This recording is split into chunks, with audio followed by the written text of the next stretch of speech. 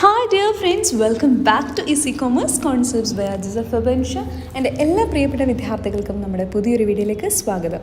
ഇനി വരാനിരിക്കുന്ന നമ്മുടെ മോഡൽ എക്സാം, നിങ്ങളുടെ +2 മോഡൽ എക്സാമിന് ബിസിനസ് സ്റ്റഡീസിൽ നിന്നും 2 മാർക്കിന് ചോദിക്കാൻ സാധ്യതയുള്ള ചോദ്യങ്ങളും അവിടെ ഉത്തരങ്ങളാണ് ഈ വീഡിയോയിൽ നമ്മൾ ഡിസ്കസ് ചെയ്യുന്നത് കേട്ടോ. അപ്പോൾ നല്ല രീതിയിൽ തന്നെ ക്ലാസ് ശ്രദ്ധിക്കുക. ഈ ചോദ്യങ്ങളൊക്കെ വന്നു കഴിഞ്ഞാൽ നല്ല അസലായിട്ട് തന്നെ അങ്ങോട്ടേക്ക് എഴുതാം. നല്ല മാർക്ക് തന്നെ എല്ലാവർക്കും കിട്ടട്ടെ കേട്ടോ. അപ്പോൾ നമുക്ക് നോക്കാം എന്തൊക്കെയാണ് ആ ചോദ്യങ്ങളെന്ന് നമുക്കൊന്ന് നോക്കാം. ഓക്കെ, സോ ഇത് നിങ്ങൾക്ക് കഴിഞ്ഞ വർഷം, അതായത് നിങ്ങൾക്കല്ല, നിങ്ങളുടെ സീനിയേഴ്സിന് കഴിഞ്ഞ വർഷം നടന്നിട്ടുള്ള ഒരു മോഡൽ എക്സാമിൻ്റെ ക്വസ്റ്റ്യൻ പേപ്പറാണ് കേട്ടോ. ഇതിൽ 2 മാർക്കിന് ചോദിച്ചിട്ടുള്ളൊരു ക്വസ്റ്റ്യൻ ഇങ്ങനെയാണ്: കംപ്ലീറ്റ് ദ ചാർട്ട്. അതായത് നിങ്ങൾക്കൊരു ഡയഗ്രാം തന്നിട്ട് അതിനെന്ത് ചെയ്യാണ്, കംപ്ലീറ്റ് ചെയ്യാൻ വേണ്ടിയിട്ട് പറയാണ്. അപ്പോൾ ഇത് ഏതാ സബ്ജക്റ്റ്, ഏതാണ് ടോപ്പിക് എന്നൊക്കെ ആദ്യം നമ്മളൊന്ന് മനസ്സിലാക്കണം. ഇവിടെ നമുക്ക് ഹെഡിങ് ആയിട്ട് തന്നിട്ടുള്ളത് എന്താണ്? Objectives of management. മാനേജ്മെൻറ്റ് എന്ന് പറയുന്നത് നമ്മുടെ ചാപ്റ്റർ ഉണ്ടല്ലോ, ആദ്യത്തെ chapter nature and significance of management, ആ ഒരു ഭാഗത്ത് നിന്നാണ് ഈ ചോദ്യം വന്നിട്ടുള്ളത്. സോ നമുക്ക് നോക്കാം എന്തൊക്കെയാണ് ഒബ്ജക്റ്റീവ്സ് ഓഫ് മാനേജ്മെൻറ്റിൽ നമ്മൾ പഠിച്ചിട്ടുള്ളത്. ഒന്ന് നമുക്കറിയാം, ഓർഗനൈസേഷണൽ ഒബ്ജക്റ്റീവ്സ് ആണ്, അത് ക്വസ്റ്റ്യനിൽ തന്നെ തന്നിട്ടുണ്ട്. പിന്നെ 2 ഭാഗം നമ്മൾ ഫില്ല് ചെയ്യണം. Okay, ready? അപ്പോൾ ഈ 2 ഭാഗം ഏതൊക്കെയാണെന്ന് ഞാൻ പറയാം. ഒന്ന് സോഷ്യൽ ഒബ്ജക്റ്റീവാണ്, 2 പേഴ്സണൽ ഒബ്ജക്റ്റീവാണ്. ഒബ്ജക്റ്റീവ്സ് ഓഫ് മാനേജ്മെൻറ്റ് ചോദിച്ചു കഴിഞ്ഞാൽ മൊത്തത്തിൽ 3 ഉത്തരമാണ് നിങ്ങൾ എഴുതേണ്ടത്. ഒന്ന് ഓർഗനൈസേഷണൽ ഒബ്ജക്റ്റീവ്, അത് ഓൾറെഡി ക്വസ്റ്റ്യനിൽ തന്നിട്ടുണ്ട്. 2 ഭാഗമാണ് നമ്മൾ ഫില്ല് ചെയ്യേണ്ടത്. അവിടെ നിങ്ങൾ സോഷ്യൽ ഒബ്ജക്റ്റീവ് എന്നും പേഴ്സണൽ ഒബ്ജക്റ്റീവ് എന്നും എഴുതി കഴിഞ്ഞാൽ ആ 2 മാർക്ക് ഈസി ആയിട്ട് കിട്ടി. അത് പിന്നെ എക്സ്പ്ലെയിൻ ചെയ്യേണ്ട ആവശ്യമൊന്നും തന്നെ അവിടെ വരുന്നില്ല. റെഡി? അപ്പോൾ നിങ്ങൾ ജസ്റ്റ് 11 അല്ലെങ്കിൽ ക്വസ്റ്റ്യൻ നമ്പർ ഇട്ടിട്ട് ഓർഗനൈസേഷണൽ ഒബ്ജക്റ്റീവ് അതുപോലെ തന്നെ പേഴ്സണൽ ഒബ്ജക്റ്റീവ് എന്ന് എഴുതിയാൽ മതി. വേറെ പ്രത്യേകിച്ചൊന്നും അവിടെ എഴുതേണ്ട ആവശ്യം വരുന്നില്ല. റെഡി അല്ലേ? ഫൈൻ. ഇനി നമുക്ക് ആ ഒരു ഭാഗത്ത്, അതായത് നിങ്ങളുടെ 2 മാർക്കിന് ചോദിക്കുന്ന ഏരിയയിൽ നിന്ന് അടുത്ത ചോദ്യം ഒന്ന് നോക്കാം. എന്താണ് ചോദ്യം? What is meant by business environment? Business environment എന്ന് പറയുന്ന ആ ഒരു ടോപ്പിക് കൊണ്ട് അല്ലെങ്കിൽ ആ ഒരു കോൺസെപ്റ്റ് കൊണ്ട് എന്താണ് ഉദ്ദേശിക്കുന്നതെന്നാണ് ചോദിക്കുന്നത്. അതിൻ്റെ ജസ്റ്റ് മീനിങ് എഴുതിയാൽ മാത്രം മതി. 2 മാർക്കിൻ്റെ ക്വസ്റ്റ്യൻ ആണ്. നമുക്ക് എന്ത് പറയാം? ഒരു ഓർഗനൈസേഷൻ്റെ പെർഫോമൻസിനെ ഇൻഫ്ലുവൻസ് ചെയ്യാൻ സാധിക്കുന്ന എല്ലാ ഫാക്ടേഴ്സിനെയും നമുക്ക് ബിസിനസ് എൻവിയോൺമെൻറ്റ് എന്ന് പറയാം. എന്നാൽ ബിസിനസ്സിന് അതിൻ്റെ മുകളിൽ യാതൊരു കൺട്രോളും ഉണ്ടാവില്ല. അങ്ങനെയുള്ളതിനെയാണ് നമ്മൾ ബിസിനസ് എൻവിയോൺമെൻറ്റ് എന്ന് പറയാം. അപ്പോൾ നമുക്ക് ഇതിനെ എങ്ങനെ പറയാം? Business environment is the surroundings in which A business exist. It is a sum total of all individuals, institutions and other forces that are outside the control of the business enterprise but that may affect its performance. ഈ രീതിയിൽ പറഞ്ഞു കഴിഞ്ഞാൽ എഴുതി കഴിഞ്ഞാൽ നിങ്ങൾക്ക് അതിന് 2 mark കിട്ടും. ഇതുപോലെ തന്നെ എഴുതണമെന്ന് യാതൊരു നിർബന്ധവും ഇല്ല. ഈ അർത്ഥം വരുന്ന രീതിയിൽ എഴുതിയാലും നിങ്ങൾക്ക് മാർക്ക് കിട്ടും കേട്ടോ. സോ ബിസിനസ് എൻവിയോൺമെൻറ്റിൻ്റെ മീനിങ് നന്നായിട്ട് തന്നെ പഠിച്ചോളൂ, ഇമ്പോർട്ടൻ്റ് ആണ്. ക്ലിയർ? ഇനി നമുക്ക് 2 മാർക്കിൻ്റെ അടുത്തൊരു ചോദ്യം നോക്കാം. എന്താണ്? Plants can be classified into several types depending on the use and the length of the period. List them. അതായത് പ്ലാന്റ്സിനെ നമുക്ക് പല രീതിയിൽ എന്ത് ചെയ്യാം? തരം തിരിക്കാം. എന്തിൻ്റെയൊക്കെ ബേസിൽ? അതിൻ്റെ ഉപയോഗത്തിൻ്റെ ബേസിലും അതിൻ്റെ ലെങ്ത് ഓഫ് പീരീഡിൻ്റെ ബേസിലും പല രീതിയിൽ തരം തിരിക്കാം എന്നാണ് പറഞ്ഞിട്ടുള്ളത്. അങ്ങനെ തരം തിരിക്കുന്ന സമയത്ത് ഏതൊക്കെയാണ് ആ ടൈപ്പ് എന്ന് ചോദിച്ചു കഴിഞ്ഞാൽ ശ്രദ്ധിച്ചു കേട്ടോളൂ. സ്റ്റാൻഡിങ് പ്ലാന്റ്സും സിംഗിൾ യൂസ് പ്ലാനും, ഈ രീതിയിലാണ് നിങ്ങൾ എഴുതേണ്ടത്. പലരും ആ സമയത്ത് കേൾക്കുമ്പോൾ തന്നെ ഒബ്ജക്റ്റീവ്സ്, റൂൾസ്, പോളിസി, മെത്തേഡ് എന്ന് എഴുതി വെക്കും. അങ്ങനെ ചെയ്യരുത്. ആദ്യം ഈ 2 ടൈപ്പിൻ്റെ പേരാണ് എഴുതേണ്ടത്. ഇവിടെ 2 മാർക്കും ഉള്ളതുകൊണ്ട് തന്നെ ആ 2 പേര് മാത്രം എഴുതിയാൽ മതി. യൂസിൻ്റെ അടിസ്ഥാനത്തിലും പീരീഡ് ഓഫ് ലെങ്ത്തിൻ്റെ അടിസ്ഥാനത്തിലും 2 ടൈപ്പായിട്ടാണ് പ്ലാന്റ്സിനെ തിരിച്ചിട്ടുള്ളത്. സ്റ്റാൻഡിങ് പ്ലാൻ എന്നും സിംഗിൾ യൂസ് പ്ലാൻ എന്നും. ക്ലിയർ അല്ലേ?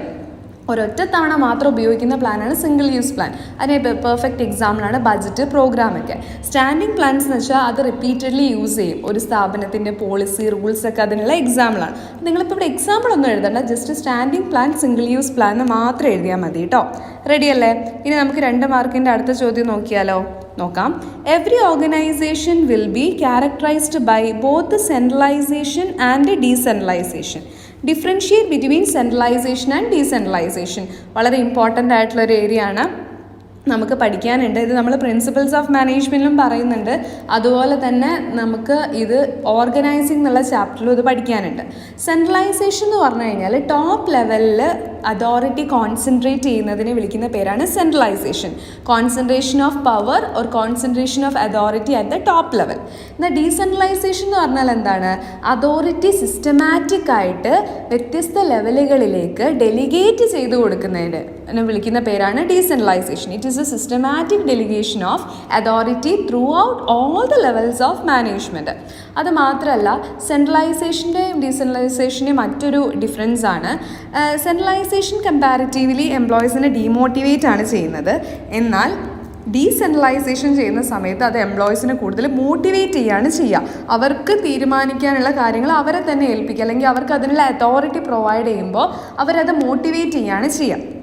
ക്ലിയർ? അതുപോലെ സെൻട്രലൈസേഷന് ഡിസിഷൻ മേക്കിങ്ങിൻ്റെ സ്പീഡ് കമ്പാരിറ്റീവ്ലി സ്ലോ ആണ്. എന്നാൽ ഡീസെൻട്രലൈസേഷനിൽ അത്യാവശ്യം ഫാസ്റ്ററിലാണ് ഡിസിഷൻ മേക്കിംഗ് ഒക്കെ നടക്കുന്നത്. സ്മോൾ ഓർഗനൈസേഷന് ഏറ്റവും കൂടുതൽ സ്യൂട്ടബിൾ ആയിട്ടുള്ളത് സെൻട്രലൈസേഷനാണ്.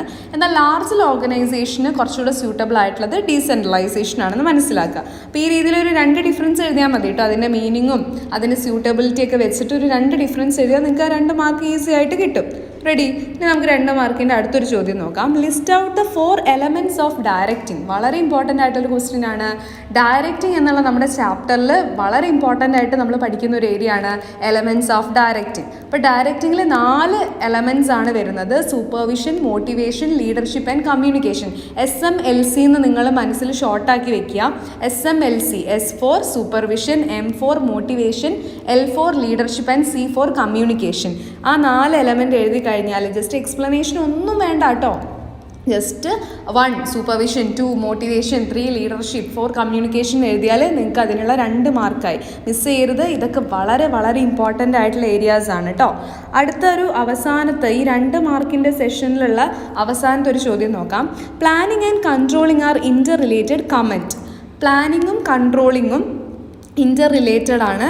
അതിനൊന്ന് എങ്ങനെയാണ് അത് ഇൻ്റർ റിലേറ്റഡ് ആയിട്ടുള്ളത്, അതിൻ്റെ തമ്മിലുള്ള ഒരു റിലേഷൻഷിപ്പ് ഒന്ന് പറയാനാണ് പറയുന്നത്. പ്ലാനിങ്ങിൻ്റെയും കൺട്രോളിങ്ങിൻ്റെയും ഇത് നമുക്ക് നമ്മുടെ അവസാനത്തെ ഘട്ടം, അതായത് കൺട്രോളിംഗ് എന്ന് പറഞ്ഞൊരു ചാപ്റ്റർ ഉണ്ട് നിങ്ങൾക്ക്. അവസാനത്തെ ബിസിനസ് മാനേജ്മെൻറ്റ്, ബിസിനസ് ഫംഗ്ഷനിൽ തന്നെ, മാനേജ്മെൻറ്റ് ഫംഗ്ഷനിൽ തന്നെ അവസാനത്തെ ഫംഗ്ഷനാണ് കൺട്രോളിംഗ്. അതിലാണിത് പഠിക്കാനുള്ളത്.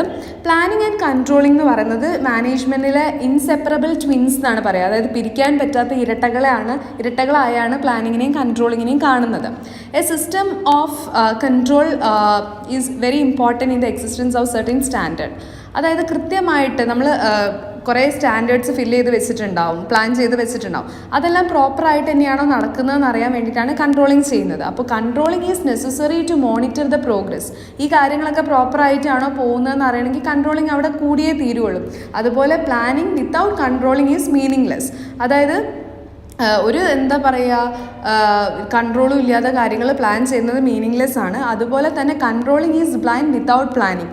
ഒരു കാര്യം പ്ലാൻ ചെയ്യാതെ നമ്മൾ എന്ത് വെച്ചിട്ടാണ് കൺട്രോൾ ചെയ്യുക? അപ്പോൾ കൺട്രോളിങ്ങിന് വേണം, പ്ലാനിങ്ങിന് വേണം. ഇത് രണ്ടും തമ്മിൽ നല്ലൊരു തരത്തിലുള്ള റിലേഷൻഷിപ്പ് ഉണ്ട്. ഇത് ഇൻസെപ്പറബിൾ ട്വിൻസ് ആണെന്ന് മനസ്സിലാക്കാം. അപ്പോൾ ഈ രീതിയിലുള്ള ചോദ്യം വന്നാലും നമുക്ക് എഴുതാൻ വേണ്ടിയിട്ട് പറ്റും. സോ ഇത്രയൊക്കെയാണ് നിങ്ങൾ 2 മാർക്കിന് എന്താ പറയുക ഇമ്പോർട്ടൻ്റ് ആയിട്ട് പഠിച്ചു വെക്കേണ്ട അല്ലെങ്കിൽ പ്രിപ്പയർ ചെയ്യേണ്ട ക്വസ്റ്റ്യൻസ്. ഇത് മാത്രമാണ് വരാമെന്നല്ല ഞാൻ പറയുന്നത്, ഇത് വന്നിട്ടുണ്ടെന്നും ഈ രീതിയിലുള്ള ചോദ്യങ്ങൾ വന്നു കഴിഞ്ഞാൽ അത് എങ്ങനെയാണ് ആൻസർ ചെയ്യേണ്ടതെന്നാണ് പറയുന്നത്.